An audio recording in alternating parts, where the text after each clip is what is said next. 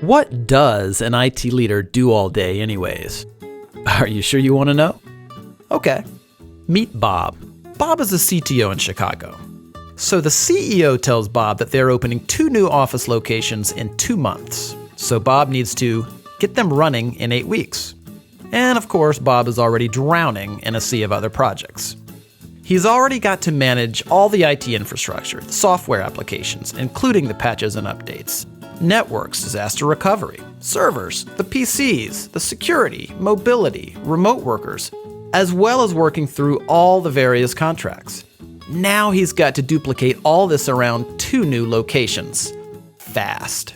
Oh yeah, the boss says he wants Bob to start looking at cloud solutions because he read something interesting about cloud on LinkedIn. Bob finds out his current vendor doesn't provide service in one of the new locations. He doesn't know who operates in Dallas, so Bob researches it for 2 weeks and finds 7 potential vendors. 7 potential vendors. And time is running out. Of course, he already knows the carrier sales reps will make promises they can't keep because they have targets to meet. I mean, they're salespeople, right? One sales rep tells Bob that his company can have them up and running in a week if he signs the contract that day. And another tells him 2 months, and then everything in between. Who does Bob believe? And the pricing? All over the place for really no apparent reason. Now it's already 5 weeks later, and only 2 of the vendors he's talked to have a solution remotely close to what he needs. And now what about cloud? The process starts all over again. And Bob is no cloud expert, so he's flying completely blind here. Who should he believe? Then Bob talked to a supplier-agnostic, trusted technology advisor. They're a third-party neutral company that operates as a telecom and cloud solutions agency, like a consultant and a broker combined. But they're much better than that. I'll tell you about that in a second.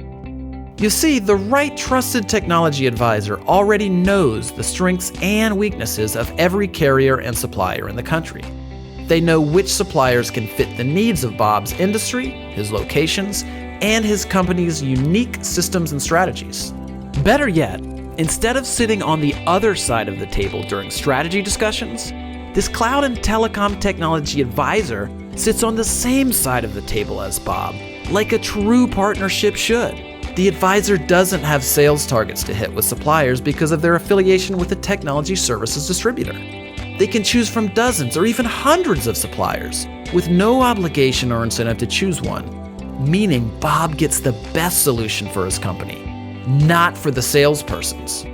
In short, the advisor cares less about selling Bob something and more about helping Bob find the right solution. When there's a problem, Bob calls his new vendor-neutral technology partner, not a customer service representative.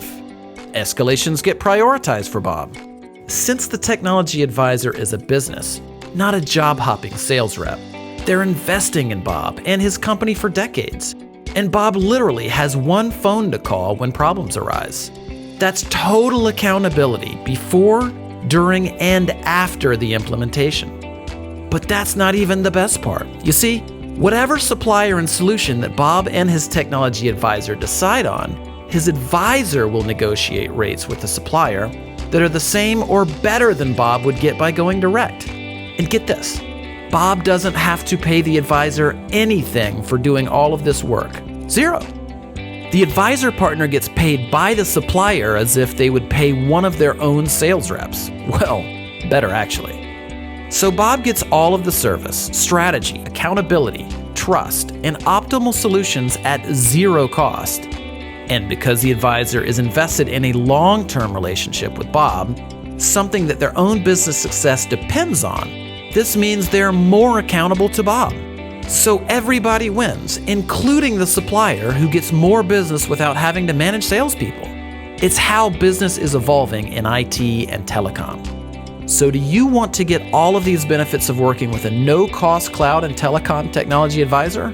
Call us today and let's get started.